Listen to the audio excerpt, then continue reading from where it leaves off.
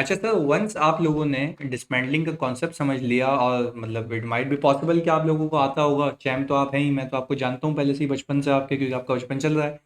खैर, जिसको नहीं आता था उसने देखा, सही जी, उसको कॉन्सेप्ट क्लियर हुआ। अब देख लेते हैं इस पास पेपर के सवाल को, जो कि फिर 2017 में 17 नंबर का आया था। अगेन वही बात कहूँगा, मेरे साथ आप रीड करेंगे, मेरे रीड करने के बाद मुझे आप पॉज करेंगे, आप इसको पूरा ऑल टुगेदर खुद से सॉल्व करेंगे। और वंस आपने इसको सॉल्व कर लिया, अच्छा मेरे रीड करने के बाद, हाँ, आपने इसको सॉल्व कर लिया तो फिर आप मुझे पॉज से हटाएंगे और आप फिर उसको वापस से देखेंगे वीडियो को, ताकि आप अपने सोल्यूशन को मैच कर पाएँ। सही जी। आगे मैंने कहा sir, following information has been extracted from the draft financial statement of Marvellous Limited for the year ended June 30 2017। ये जून 20 लिख दिया, गलती से 30 है, टाइपिंग मिस्टेक है। आगे, अच्छा भाई, हमने ये देखा इसके अंदर लिखा हुआ है पीपी दिया हुआ है, रिटेन अर्निंग दिया हुआ है, प्रॉफिट बिफोर टैक्स दिया हुआ है।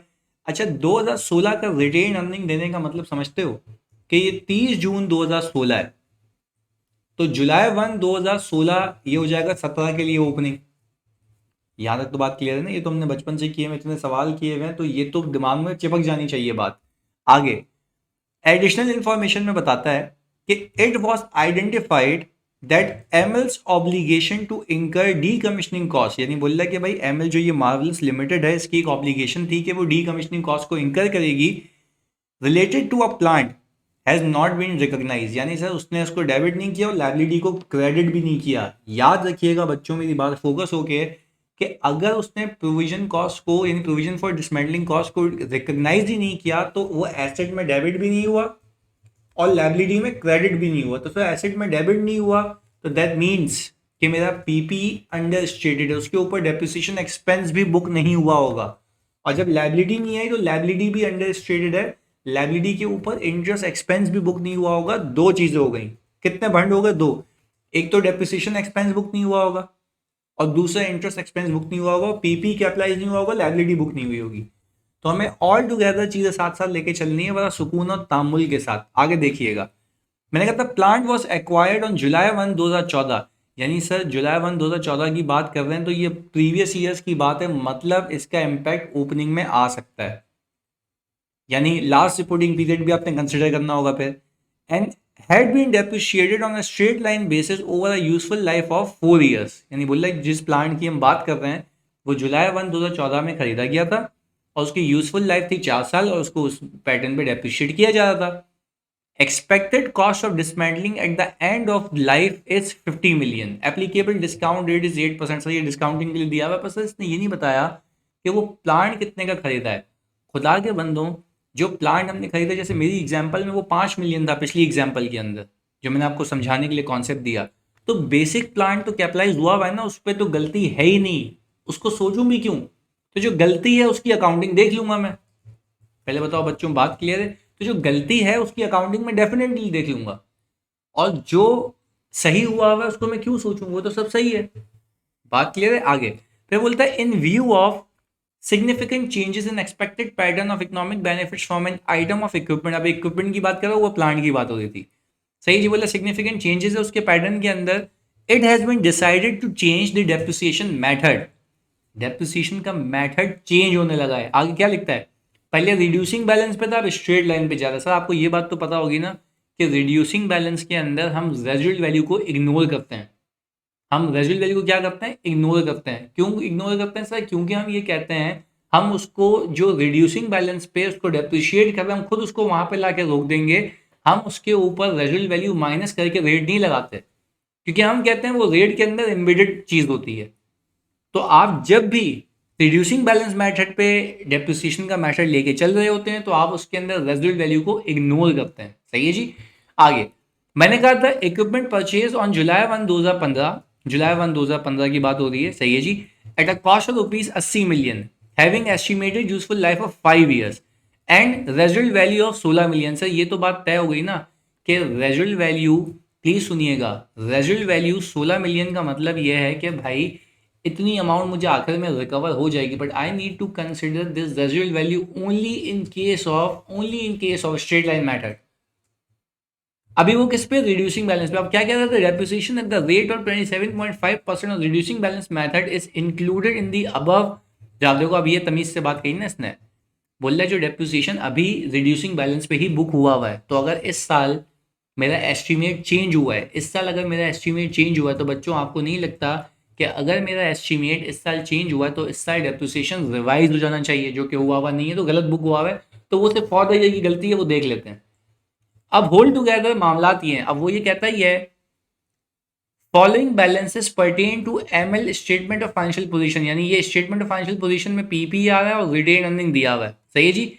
ये 30 जून 2015 की बात बता रहा है। 30 जून 2015 का मतलब ये है, 30 जून 2015 का मतलब ये है कि ये सर ईयर एंडेड 2015 है। तो सर अगर मैं यहाँ पर आपसे पूछूं, अगर मैं आपसे पूछूं कि सर आपका करंट ईयर कौन सा है, सर आपका जो करंट ईयर है, सर करंट ईयर है मेरा 2017। सही है, 30 जून 2017। अच्छा मैंने कहा सर आपका लास्ट ईयर कौन सा है, 16। मैंने कहा सर इससे लास्ट ईयर कौन सा है, 15। सर क्या मैं कह सकता हूँ this is my last reporting period, ये मेरा लास्ट रिपोर्टिंग पीरियड है। सर लास्ट रिपोर्टिंग पीरियड का मतलब ये है कि मुझे यहां तक अपने स्टेटमेंट ऑफ फाइनेंशियल पोजीशन को बनाना है, स्टेटमेंट ऑफ फाइनेंशियल पोजीशन को यहां तक बनाना है। चलिए सर ये हो गया मेरा ईयर्स की बात। आगे सुनिएगा, अब रिक्वायरमेंट में ये कहता है कि कंपैरेटिव भी बताओ, कंपैरेटिव भी बताओ। तो सर मुझे एक बात बताओ, कंपैरेटिव का मतलब है 2016, कंपैरेटिव का मतलब क्या जानी 2016, ये भी बताना है। पर अगर statement of changes in equity भी बनाऊंगा तो statement of changes in equity भी सर मैं कुल मिला के कितने सालों की बनाऊंगा, सर कुल मिला के मैं 2 सालों की statement of changes in equity बनाऊंगा, एक करंट ईयर दूसरा कंपैरेटिव ईयर। बात क्लियर है। अच्छा भाई मैंने ये कहा कि सर 17, 16 और 15 की बात यहां तक हो गई और ये लास्ट रिपोर्टिंग पीरियड है मेरा ये वाला। अच्छा भाई अब हम क्या करते हैं सर, अब हम एरर की वर्किंग करते हैं। बहुत सुकून से समझिएगा एरर की वर्किंग, क्योंकि ये आपके पास पहला केस है प्रोविजन फॉर डिसमेंटलिंग के एरर के साथ। सुकून और तामुल से इस बात को देखिएगा। यहाँ पर सर मैंने ये कहा सबसे पहले हम स्टेटमेंट ऑफ फाइनेंशियल पोजीशन के एरर देख लेते हैं। सही जी, यानी सर बैलेंस शीट के, इतनी इंग्लिश आप लोगों को बर्दाश्त नहीं होगी, बैलेंस शीट के देख लेते हैं। सही है जी। अच्छा अब मुझे एक बात बताओ, हम यहाँ पे आ गए सवाल में, मुझे बताओ ये प्लांट खरीदा कब किया था, जुलाई 1 2014 में, यानी इसका पहला साल खत्म होगा 2015 में, यानी जुलाई 14 से लेके 30 जून 2015 पहला साल हो गया, पहला साल हो गया। अब मुझे आप एक बात बताएं, अगर मैंने इस 50 मिलियन की कॉस्ट को इंकर करना था, इस 50 मिलियन की कॉस्ट को क्या करना था, इंकर करना था, और उसकी लाइफ कितनी थी, हाँ भाई इसकी लाइफ कितनी थी सर 4 ईयर्स, लिखी हुई ना 4 ईयर्स, देखो यूजफुल लाइफ ऑफ 4 ईयर्स। तो क्या मैं कह सकता हूं कि 2015 ईयर एंडेड, 2015 ईयर एंडेड में, सही है जी, पीपी की बात कर रहा हूं, पीपी मेरा पीपी, प्लीज बहुत फोकस होके सुनिएगा, बहुत फोकस होके। मैंने कहा मेरा पीपी 50 डिवाइडेड बाय 1.08, रेट देख लेता हूं मैं, रेट कितना है 8%। मैंने कहा इसकी पावर 4, मैंने कहा ये 36.75 की अमाउंट आ गई। बस खुदा के वास्ते इस बात को समझो, 36.75 से पीपी डेबिट होता और प्रोविजन फॉर डिसमेंटलिंग क्रेडिट होता, प्रोविजन फॉर डिसमेंटलिंग क्रेडिट होता कितने थे 36.75। तो सर ये कब की कहानी होती, ये होती जुलाई 1 2014 की। ये किसकी कहानी होती जानी जल्दी बताओ, जुलाई 1 2014 की। बट आप 30 जून 2015 पे आ चुके हैं। सही है जी। तो सर मैंने कहा यहां पर मैं इसको उठा के इधर ले आऊं, इसको और पीछे कर लेते हैं। सही है जी।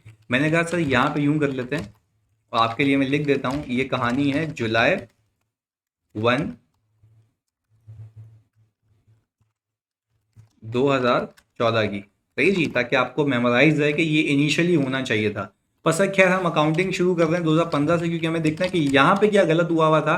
तो क्या इस बात को मानते हो, इस बात को मानते हो कि 36.75, अगर 36.75 पीबी में कैपिटलाइज हो भी जाता, सर ऊपर तो आपने 50 मिलियन लिखा हुआ है, ये 36.75 कैसे आया भाई, इसमें से आपने टाइम वैल्यू ऑफ मनी को हटा दिया ना 4 सालों की। तो आप कह रहे हैं आज की टर्म्स में पीबी में कितना जाता है, ये वो आ गया। अब मुझे एक बात बताओ सर, मैंने सिंपली एक काम किया, ये तो मानते हो ना कि अगर 2015 के आखिर में सही कर रहे हो तो यही चीज डेप्रिसिएशन के बाद इतने की बची हुई होती। अब सर यहाँ पर मैं इसको मैं आगे ले जाऊं, अगर यहाँ पर सर मैं साथ साथ पीएनएल के इम्पैक्ट भी बनाता हूँ, प्रॉफिट एंड लॉस के, और एजेड इम्पैक्ट भी देखते हैं, एजेड इम्पैक्ट भी देखते हैं। आ जाए जी। मैंने कहा सर एरर वर्किंग हम कर रहे हैं, पीएनएल सही है, एंड रिटेन अर्निंग। खैर रिटेन अर्निंग ऑब्वियसली ऊपर ही आनी चाहिए, पर हम यहाँ पे देख रहे हैं। अच्छा खैर मुझे एक बात बताओ, ये चीज़ यहाँ आ जाती, ये वाली, ये बात क्लियर है। अच्छा ये कैसे आती, डेप्रिसिएशन एक्सपेंस नॉट बुक्ड। अच्छा अगर डेप्रिसिएशन एक्सपेंस बुक हो जाता तो वो कितने होता, दिस डिवाइडेड बाय 4। आगे 9.1 आप खुद देखें, ये इतने से कैपिटलाइज होता, इतने से सर ये वाली अमाउंट इतने से कैपिटलाइज होती डे 1 पे, जुलाई 1 2014 पे, इतने से माइनस होती तो देखो 27.56 पे आ जाती। सर क्या मैं कह सकता हूँ इंटरेस्ट भी बुक नहीं हुआ, इंटरेस्ट भी बुक नहीं हुआ, इंटरेस्ट एक्सपेंस नॉट बुक। क्या मैं कह सकता हूँ कि सर इंटरेस्ट एक्सपेंस क्या आता, इसका 8%, और सर इसका 8% आता तो क्या लाइबिलिटी सेम रहती है या इतने से इंक्रीज हो जाती? सर ये इतने से इंक्रीज हो जाती। तो क्या ये बात मानते हो कि सर अगर मैं यहाँ पर ये बोलूँ कि ये तो सिर्फ अंडरस्टैंडिंग के लिए बना रहा है डे 1 का, पर अगर मैं 2015 सही करूँ, यानी 2015 यानी 30 जून 2015 की रिटेन अर्निंग अगर मैं सही करूं, प्लीज सुनिएगा खुदा के वास्ते, तो क्या मैं कह सकता हूं 30 जून 2015 की रिटेन अर्निंग में, 30 जून 2015 की रिटेन अर्निंग इम्पैक्ट कितना है सर, 12.13। क्यों सर? क्योंकि 12.13 में दो चीजें हैं, एक एक्सपेंस बुक नहीं हुआ हुआ, दूसरा दूसरा दूसरा प्लीज खुदा के वास्ते समझिएगा, दूसरा आपका एक इंटरेस्ट एक्सपेंस और दूसरा डेप्रिसिएशन नहीं आया हुआ इसमें, जो कि होना चाहिए था अगर पीपी डेबिट और प्रोविजन फॉर डिसमेंटलिंग क्रेडिट हो जाता। बात क्लियर है, पक्की बात है, आगे देखिएगा। अच्छा सर ये तो हो गई मेरी 2015 की कहानी, ये तो हो गई 2015 की कहानी। खैर अब लेट से हुआ हुआ तो ये सही यहाँ पे भी नहीं है ना, 16 में, 16 में। पर मैं आपसे अगर ये पूछूं बात, अगर मैं आपसे ये पूछूं बात, सर क्या आप ये बात मानते हैं कि यहाँ पे यूं कर लेते हैं, profit impact for the year impact और रिटेन अर्निंग इम्पैक्ट, तो ये और ये यहाँ पे सेम रहेगा क्योंकि पहला ही साल था इस एरर का। अच्छा भाई अब हमने कहा, अब हम आ गए सर 2016 में, क्या ये बात मानते हो कि ये फिर से दिस डिवाइडेड बाय 4 होता, ये डेप्रिसिएशन अभी भी बुक नहीं हुआ हुआ होता, डेफिनेट सी बात है। और फिर मैं कहता कि इसके ऊपर, इस वाली अमाउंट के ऊपर, अपडेटेड अमाउंट के ऊपर एक इंटरेस्ट लगता है कितने से, 8% से। सर 8% से भाई लाजमी बात है 8% से लगता है, क्योंकि मैं कहता कि इसके ऊपर फिर देखो आपको ये पता ही इस साल लगा है ना, आपका करंट ईयर कौन सा है 2017, तो ये तो कुछ भी सही नहीं हुआ हुआ, तो इसके ऊपर इंटरेस्ट भी बुक होता है। सर ये डेप्रिसिएशन भाई जब कैपिटलाइज ही नहीं हुआ था तो एक साल पिछला और एक साल ये, दोनों सालों का डेप्रिसिएशन बुक नहीं हुआ। और सर ये जब एक साल अगर ये रिकॉर्ड हो जाता तो ये ग्रो के इतना हो जाता ना, ग्रो के ये इतना हो जाता ना जो मैंने निकाला है, तो सर कुल मिला के डेप्रिसिएशन इस पर बुक होता। तो मैंने कहा सर मेरे पास फॉर द ईयर में कितना भरने जो नहीं हुआ हुआ, सर फॉर द ईयर का मसला है 12.36 का। सर ये वर्क कैसे गया सर, इंटरेस्ट एक्सपेंस की वजह से वाला, क्योंकि वो ग्रो हो रहा है। अच्छा भाई तो अगर मैं आपसे एजेड का इम्पैक्ट पूछूं तो मैं इसको ऐड कर लूं कि मेरे पास कुल मिला के 2016 तक, मैं क्या कह रहा हूँ 2016 तक 24.49 का एक्सपेंस बुक हो जाना चाहिए था, जो कि नहीं हुआ हुआ, तो मेरी रिटेन अर्निंग ओवर स्टेटेड है। बात क्लियर है? तो सर यहाँ पर क्या मैं कह सकता हूँ मेरा पीपी दिस माइनस दिस रह जाता अगर सब सही होता, और मेरा जो प्रोविजन फॉर डिसमेंटलिंग है वो दिस प्लस दिस होता, क्योंकि आप सिंपल इसमें एक साल का तो ऐड हुआ है ना, बकाया ऐड करोगे, आए सर 16 में आ जाए, 17 में आ जाए। मैंने कहा कि सर 2017 की अगर हम बात करें, क्या मानते हो फिर अगर स्ट्रेट लाइन का मसला है यही डेप्रिसिएशन होता, पर सर मसला ये है कि इसके ऊपर फिर 8% का सूद होता, 8% का। तो क्या मैं कह सकता हूँ कि सर ये आ गया कुल मिलाकर मेरे पास इस एक साल का इम्पैक्ट, एक साल का इम्पैक्ट, और सर मैंने क्या किया पिछले सालों तक के इम्पैक्ट में इसको चिपका दिया, तो मेरी रिटेन अर्निंग इतने से क्या है ओवर स्टेटेड, इतने का एक्सपेंस बुक नहीं हुआ हुआ, तो सर अगर मैं यहाँ पे सब सही करता तो मेरा पीपी इतने डेप्रिसिएशन से और कम हो जाता और मेरा प्रोविजन फॉर डिसमेंटलिंग इतने से इंक्रीज हो जाता। सर आपने तो कहा था ये 50 पे सेटल होगा। बेटा अगर मैं इसके ऊपर ही सिर्फ समझाने के लिए कह रहा हूँ 8% लगा दूँ, सही है जी, तो इन दोनों का देख लो सम कितना आता है, 4 साल हो जाएंगे ना पूरे, 50 ही आता है ना। तो मैं कह रहा हूँ ये हुआ वा नहीं, ये होता तो यही हालात वाकयात होते। तो सर क्या मैं ये कह सकता हूँ, ये एक आपको मैंने एरर की वर्किंग बता दी बड़ी सीधी और आसान जबान में, ताकि आप इसको सुकून से ग्रैब कर पाएं, सुकून से ग्रैब कर पाएं, सुकून से ग्रैब कर पाएं। अच्छा ठीक है, अब एक एक करके पीपी का रिकैप देता हूँ। अगर ये कैपिटलाइज हो जाता और ये लाइबिलिटीज रिकॉर्ड हो जाती तो सर ये डेप्रिशिएट होता, ये ग्रो होता, ये डेप्रिशिएट होता, ये ग्रो होता, ये डेप्रिशिएट होता, ये ग्रो होता, ऐसा ही है। और मैंने कहा अगर ये डेप्रिशिएट होता, ये ग्रो होता तो डेप्रिसिएशन एक्सपेंस आता और इंटरेस्ट एक्सपेंस आता, डेप्रिसिएशन एक्सपेंस आता, इंटरेस्ट एक्सपेंस आता, डेप्रिसिएशन एक्सपेंस आता, इंटरेस्ट एक्सपेंस आता, और आज तक यही हुआ हुआ होता। सारे इम्पैक्ट्स आ गए बच्चों, पक्की बात है, ये देख लो एक बार फिर से तसल्ली कर लो ताकि सुकून से दिमाग में ये भेजे में बैठ गया है। और अगर ये सोल्यूशन देखते हुए कंफ्यूजन तो कैलकुलेटर चला लेना, देख लेना कि चीजें कैसे हुई हैं, क्योंकि दिस इज वेरी ट्रिकी। आगे लेके चलता हूं। मैंने कहा सर अब हम एरर नोट बना लेते हैं, सही है। और मैं यहां पे लिख देता हूं sir during the year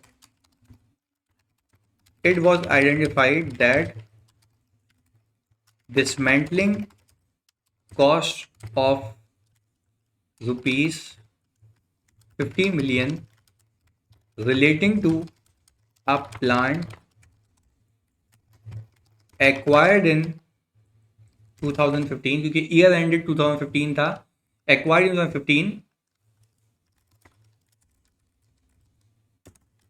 have not been capitalized.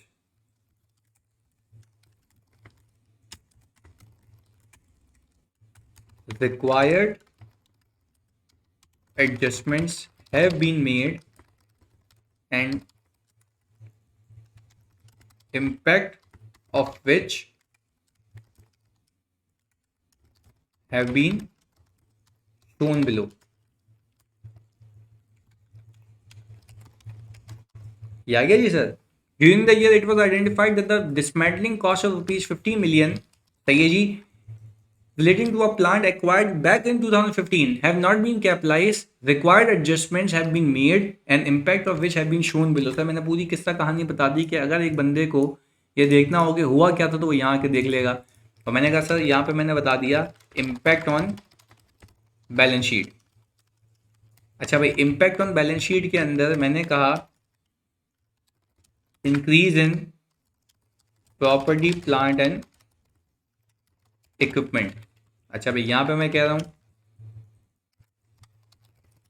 Decrease in retain earnings. अच्छा जी, और यहाँ पे मैं कह रहा हूँ sir increase in provision for dismantling, क्योंकि ये तो ऑल टुगेदर रिकॉर्ड ही नहीं हुआ हुआ। सर लास्ट रिपोर्टिंग पीरियड कौन सा है सर? 2015 है ना सर? 2015 है, क्योंकि गलती इसमें भी थी, इसमें भी थी, 30 जून 2015 भी गलत था। मैंने कहा सर 16 भी आ गया, और सर 17 भाई वो तो करंट ईयर, उसको एरर नोट में क्यों बताओगे भाई, वो तो सही है। अच्छा भाई, इंक्रीज इन पीपी, मैं आपसे पूछूं पीपी 2015 में कितने से इंक्रीज होगा? सर आपका जवाब होगा ये, आपका जवाब होगा ये। आपने कहा सर लाइबिलिटी कितने से, लाइबिलिटी कितने से? सर आपने कहा इतने से। 1 साल की अनवाइंडिंग के बाद यानी इंटरेस्ट की ग्रोथ के बाद सर मेरी रिटेन अर्निंग कितने से डिक्रीज होगी? सर मेरी रिटेन अर्निंग इतने से डिक्रीज होगी। तो सर क्या मैं कह सकता हूँ, क्या मैं कह सकता हूँ कि सर अगर मैं इन दोनों का भी डिफरेंस लूँ तो यही आता है। इसकी बेसिकली पता है एंट्री क्या बनी होगी? करेक्टिंग एंट्री बनाओ, प्लीज यार फोकस होकर देखना। प्रोविजन से समझाने के लिए बता रहा हूँ, प्रोविजन फॉर डिसमेंटलिंग क्रेडिट, अगर मैं यहाँ रिकॉर्ड कर रहा हूँ इतने से, सही है जी। मैंने कहा पीपी डेबिट इतने से और रिटेन अर्निंग डेबिट इतने से। ये देखो इन दोनों का सम 39.69 और ये मैच हो गया। तो सर खैर ये तुम्हें समझाने के लिए कि डेबिट क्रेडिट आपस में मैच है, आपस में मैच है, सही जी। मैंने इतने से लाइबिलिटी बढ़ा दी, इतने से पीपी बढ़ा दी, इतने से इक्विटी को कम कर लिया, दैट्स इट, कोई मसले वाली बात नहीं है। अच्छा भाई, फिर मैंने कहा अगर मैं ऑल टुगेदर 2016 में सब सही करूं, 2016 में सब सही करूं तो मैं क्या कहूंगा कि भाई 2016 का पीपी इतने से इंक्रीज होगा, ऐसा ही है सर। हमने कहा हमारे पास सर ये इंक्रीज कैसे हो गया, सर इंक्रीज ऐसे हुआ अनवाइंडिंग है 1 साल की, और मैंने कहा मेरा रिटेन अर्निंग कितने से डिक्रीज होगा, सर इतने से। ये भी चेक कर सकते हो कि सर अगर इसमें से ये माइनस कर दूं तो देखो 24.49 आ रहा है, मैच है आपस में, इसकी भी एंट्री यही बनेगी जो मैंने आपको अभी बना के दिखाई। खैर सर अब आप आएंगे यहाँ पर इम्पैक्ट ऑन पीएनएल पे। सर अब आप आ गए इम्पैक्ट ऑन प्रॉफिट और लॉस अकाउंट। अच्छा भाई, प्रॉफिट और लॉस अकाउंट का इम्पैक्ट आ गया आपका ये रहा, और सर आपने कहा कि प्रॉफिट और लॉस सिर्फ कंपैरेटिव का बनेगा, नथिंग मोर देन दैट। तो आप यहाँ पे लिखेंगे सर आपके पास यहाँ पर increase in depreciation expense, comparative की बात करूँ, और इंक्रीज इन इंटरेस्ट एक्सपेंस, जो कि दोनों बुक नहीं हुए थे सर। अगर मैं गलत नहीं हूँ तो मैंने यहाँ पे वर्किंग की हुई है ना फॉर द ईयर की, ये आ गया और ये आ गया। क्या मैं कह सकता हूँ कि सर इन दोनों का जो अमाउंट है ये मुझे कराएगा डिक्रीज इन प्रॉफिट, कितने से 21.55 से। सर ये 21.55 फॉर द ईयर का इम्पैक्ट है। ये मैंने कहीं गलत तो लिंक नहीं लगा दिया, ये वाली जो 9.19 है, हाँ नीचे से लगा दिया था, ये रहा, अब आ गया सर यहाँ पर। ये करंट ईयर का इम्पैक्ट है मेरा कितना सर 12.36 का, यानी 12.36 से मेरे करंट ईयर का, यानी लास्ट ईयर का प्रॉफिट 2016 का अंडर ओवर स्टेटेड था, क्योंकि इतने का एक्सपेंस बुक नहीं हुआ था, नहीं एक्सपेंस अंडर स्टेटेड था। क्योंकि देखो ये दोनों अगर बुक नहीं हुए तो मेरा प्रॉफिट ज़्यादा हुआ है ना, उसको क्या होना चाहिए कम, तो मेरा प्रॉफिट ओवर स्टेटेड है, एक्सपेंसेस अंडर स्टेटेड है, मैंने एक्सपेंसेस सही किया तो मेरा प्रॉफिट कम हो गया। बात क्लियर है। अच्छा भाई सर अब बना लेते हैं statement of changes in equity. अच्छा सर अब मुझे आप एक बात बताएं, statement of changes in equity के लिए आपको सबसे पहले कंपैरेटिव चाहिए, और कंपैरेटिव में बैलेंस एज एट जुलाई 1 2015 चाहिए, ताकि 16 तक लेके आऊँ, फिर 16 से 17 खत्म, 2 साल बन जाएंगे। अच्छा पहले तो ये देखो क्या आपके पास यहाँ पर सवाल के अंदर 30 जून 2015 की यानी क्लोजिंग दी हुई है, आपको पहले ओपनिंग चाहिए, क्लोजिंग दी हुई है 180, क्लोजिंग दी हुई है यानी कितनी 180, सही है जी, 30 जून 2015 की है, सही है जी। मैंने कहा सर क्लोजिंग आपको दी हुई है 180, यहां पर बना लेते हैं गिवन 30 जून 2015 रिटेन अर्निंग, बल्कि ये मेरे ख्याल से 30 जून 2015 है ना, 30 जून 2015 मतलब ये ओपनिंग है, सॉरी माय बैड। तो जुलाई 1 आ गया सर, ये आ गया हमारे पास कितनी 180। चलें जी, मैंने सिंपल सिंपल उठा लिया, इसमें there is no need to work back, 30 June 2015 ही है, सही है जी, ये आ गया। अच्छा अब मुझे आप एक बात बताएं, 30 जून 2015 में अगर मैं प्रॉफिट ऐड कर देता, समझने के लिए बता रहा हूँ, यहाँ पर प्रॉफिट यहाँ पर ले जाता हूँ उसको गिवन वाले में,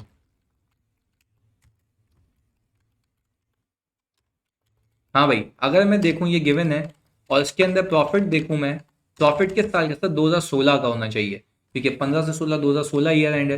प्रॉफिट कितना आ रहा है 85। सर अगर मैं जानी इसमें 85 ऐड करूँ ना, तो ये देखो कुल मिला के बनता है 266, कुल मिला के बनता है 266, सही है, समझाने के लिए बता रहा हूँ, 266 265, ओके 265। अच्छा आगे अब देखिएगा यहाँ पे कितना बन रहा है 240, यानी भाई लॉजिकल सी बात है, जुलाई 1 2015 के रिटेन अर्निंग के अंदर मैं फॉर द ईयर 16 का प्रॉफिट ऐड करूं तो वो इक्वल होना चाहिए, यहाँ पे 240 आ रहा है, मतलब सर मतलब इसमें डिविडेंड दिया गया है, मतलब इसमें क्या दिया गया है, सही है, अपियरिंग एट 250, तो डिविडेंड कितने का दिया गया है,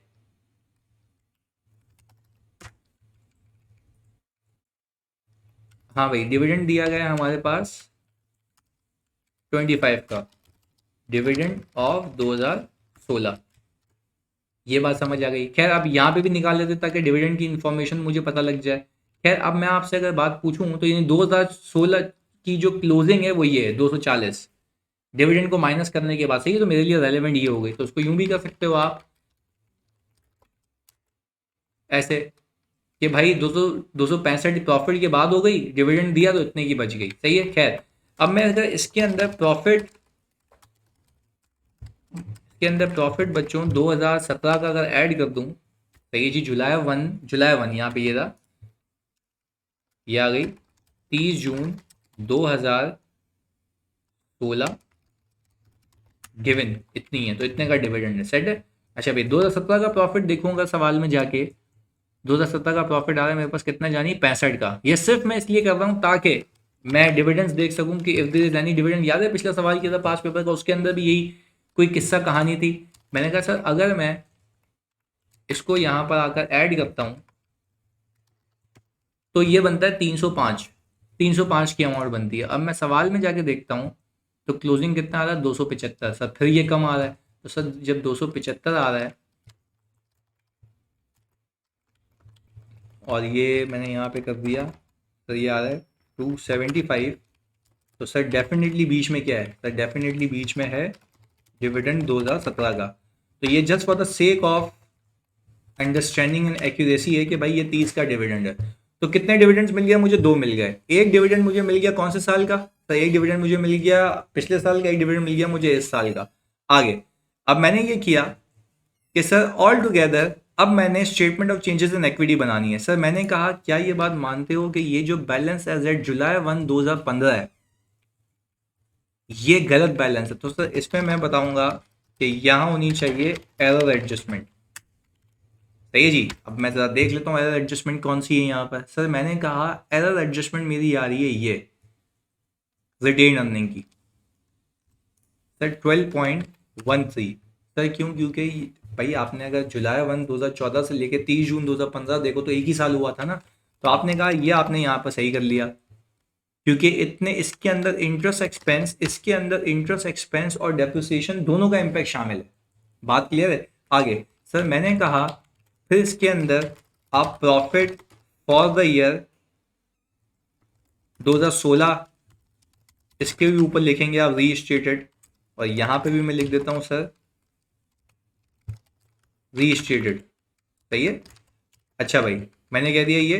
अच्छा रीस्टेटेड के लिए सर आपने करना है क्या है, सर आपका गिवन कितना है, जानी जल्दी बता दो भाई। गिवन इतना है हमारे पास 2016 में गिवन प्रॉफिट आपके पास आ गया 85। देखो मैंने यहाँ पे भी लिखा था ये था 85। मैंने कहा सर 85 तो गिवन है माना, पिछले साल की बात कर रहा हूँ, पर इसके अंदर एक साल का डेप्रिसिएशन और एक साल का इंटरेस्ट नहीं है। सर 2 सालों का होना चाहिए ना, ओपनिंग में एक साल एडजस्ट किया ना, तो यहाँ पर एडजस्ट करोगे कुल मिला के कितने हो जाएंगे 2 साल।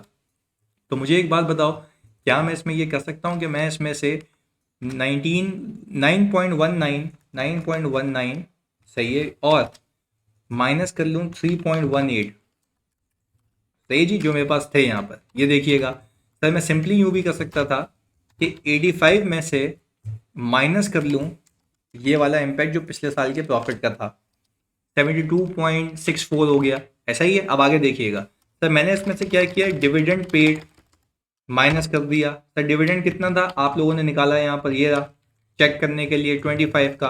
तो क्या मैं कह सकता हूँ कि सर मेरे पास कुल मिला के 215.51 की रिटेन अर्निंग आ गई, बैलेंस आ गया एज एट जून 30 2016। पर सर अगर मैं देखूं गिवन कितना था, जल्दी देख के बताओ भाई, गिवन कितना था 240। मैंने कहा आया कितना ये, तो देखो एडजस्टमेंट कितने की आ रही है 24.49। अगर मैं यहाँ पे देखूं ये देखो कितनी आ रही है 2016 तक 24.49।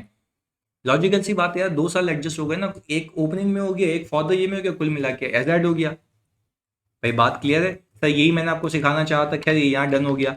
अब मैंने कहा सर मैंने यहाँ पे लिखा बैलेंस एज एट जुलाई 1 2016, कितना था भाई बैलेंस एज एट जुलाई 1 2016 जो कि गिवन था। सर सवाल में जाके देख लेते हैं, यानी वो 30 जून 2016 का मतलब है जुलाई 1 2016, यह आ गया 240। सही, again I know the fact sir कि this is the wrong figure. अब मैंने क्या कहा, इसमें एरर एडजस्टमेंट दिखाई अपने यूजर को,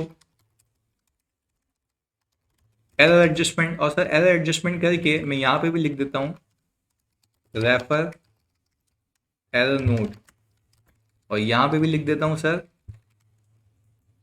रेफर एरर नोट। सही है जी।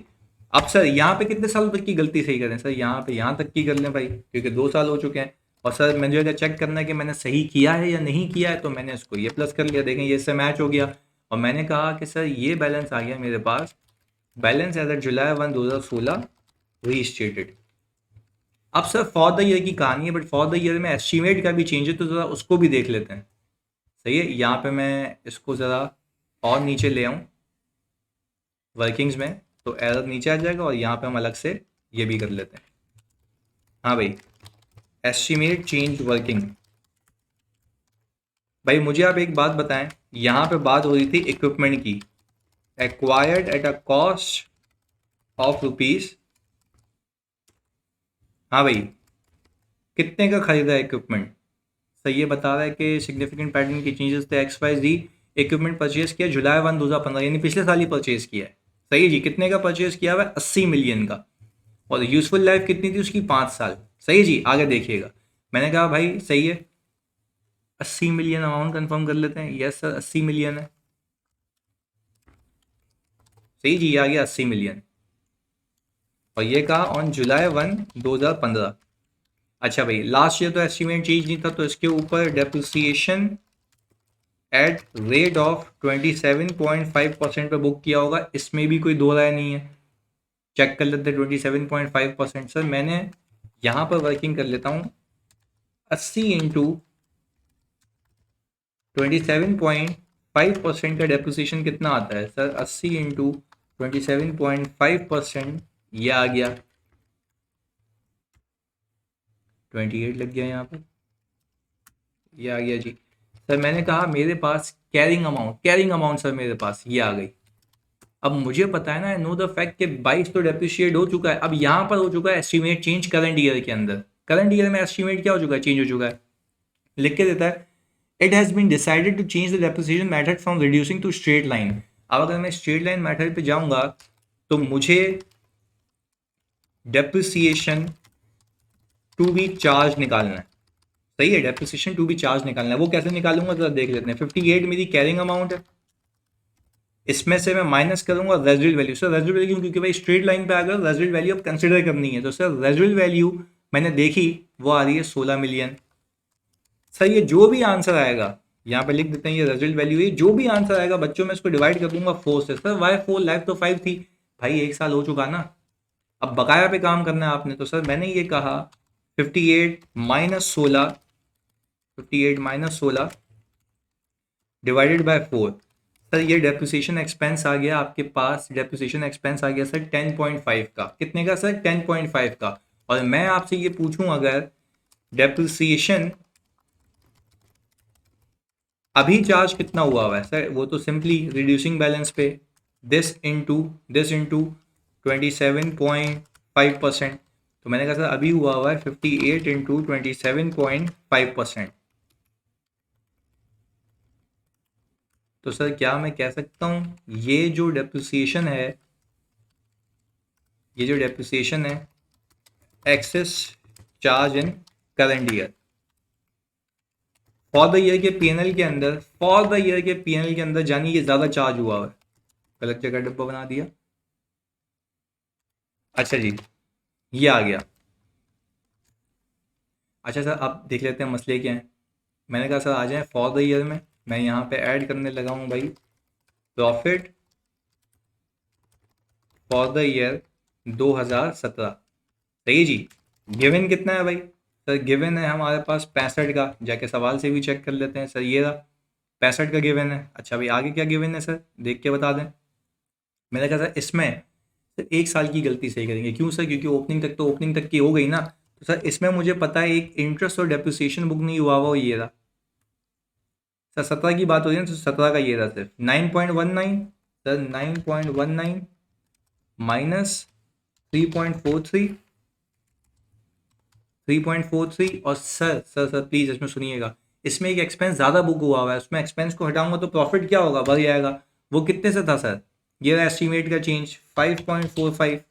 तो मैंने कहा सर कुल मिला के ये अमाउंट आ गई, कुल मिला के ये हिसाब किताब है। क्योंकि देखिए मैं अगर आपको एक सिंपल बात बताऊं, ये दो जो हैं बुक नहीं हुए हुए, ये एक्सपेंस बुक होंगे तो प्रॉफिट क्या हो जाएगा, कम हो जाएगा। और एक ज़्यादा बुक हुआ हुआ है, इसको मैं रिवर्स करूँगा तो प्रॉफिट बढ़ जाएगा मेरा। तो सर मैंने सिंपली क्या किया, 65 के अंदर, सही जी, 65 के अंदर मैंने सिंपली ये माइनस कर दिया, एक फॉर द ईयर का इम्पैक्ट, और ये ऐड कर दिया।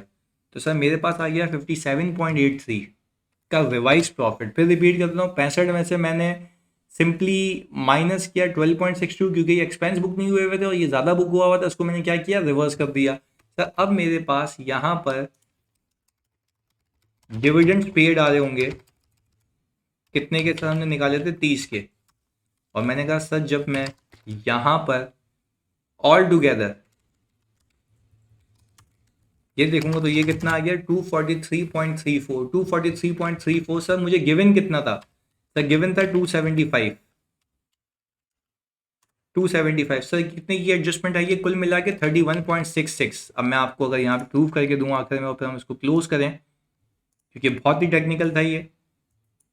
मैंने कहा सर क्या ये बात मानते हो कि इसके अंदर एक तो यहाँ तक का ये भंड है, यानी आज तक इंटरेस्ट और डेप्रिसिएशन इतना बुक नहीं हुआ, सर ये तो ज़्यादा हो गया भाई। यहाँ पे आपने एक रिवर्सल भी तो किया है ना, एक एक्सपेंस ज़्यादा भी तो बुक हुआ हुआ है, जो आपने फॉर द ईयर में सही किया है। वो कितना था सर, वो था ये था, यहाँ से लिंक लगा दें भाई सर, 5.45। पर अगर मैं इन दोनों को नेट करता हूँ तो 31.66 ही बन गया। तो सर ये प्रूव हो गई बात कि हमने अब तक जितना भी किया है वो सही किया है। सर आई होप कि आपके ये दिमाग में बैठ गया होगा। इसको तसल्ली से, सुकून से 2 बार भी करोगे तब भी कोई मसले वाली बात नहीं है। 2 बार करो, सुकून से ग्रैब करो, दिमाग में फिक्स करना है जी। जज़ाकल्लाह।